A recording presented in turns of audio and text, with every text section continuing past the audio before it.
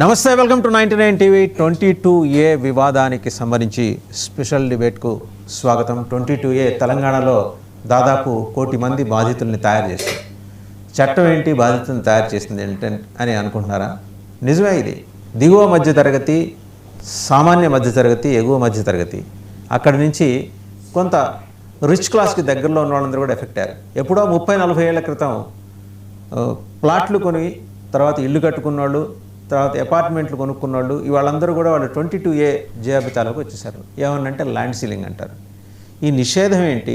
నిషేధం ఇవాళే ఎందుకు వచ్చింది? 2004కి పూర్వం జాగ్రత్తగా గమనిస్తే అప్పటి ఉమ్మడి రాష్ట్రంలో అప్పటి గౌరవ ముఖ్యమంత్రి ఆధ్వర్యంలో జరిగిన గౌరీదెడ్డి ఆ చుట్టుపక్కల ప్రాంతాల్లో జరిగిన భూసేకరణ అది అతిగతి లేకుండా పోయింది. భూసేకరణ అనకూడదు, 22A కింద నిషేధం అన్నారు. సో వాటిని అమ్మలేరు, ఇంకోటి కొనలేరు. పోనీ అలాగని ప్రభుత్వం ఏమన్నా బ్రహ్మాండమైన ఐటీ ప్రాజెక్టుల కోసం ఉపయోగిస్తుందంటే అది లేదు. మరి డబ్బులు కావాల్సి వచ్చి సర్కారు ఖజానాకి ఇలా బలహీనంగా ఉన్న వాళ్ళందరినీ టార్గెట్ చేయడం అనేది జరుగుతుందా? ఎవరి ఖజానా నింపడం కోసం సర్కారు ఖజానాకి బొక్కబెట్టే ఈ కార్యక్రమం జరుగుతుంది. తెలంగాణలో ఈ ఉద్యమం తీవ్ర రూపం దాల్చుతుంది. మనం నీట్ పరీక్షలు రాసిన అభ్యర్థులు 22 లక్షల మంది అయితే ఇక్కడ ఒక్క తెలంగాణ రాష్ట్రంలో 22A బాధితులు 1 కోటి మంది.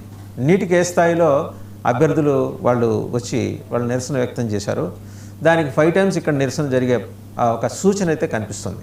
ఎందుకంటే బాధితులు 1 by 1 వస్తున్నారు, వాళ్ళ గోడు వెళ్ళబోసుకుంటున్నారు. ఆశ్చర్యకరమైన విషయం ఏంటంటే కాశ్మీర్ మాజీ డీజీపీ గారు గోపాల్ రెడ్డి గారిని ఆయన దాదాపు 5-6 ఏళ్ళుగా తిరుగుతున్నాడు. 22A కింద ఆయన వాటి తండ్రి నుంచి తాతల నుంచి వచ్చిన భూమి సంక్రమించిన దాన్ని నిషేధంలో పెట్టేశారు.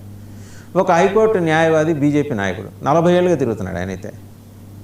ఈ అరాచకం ఏంటి? ఇప్పుడు ఇంకా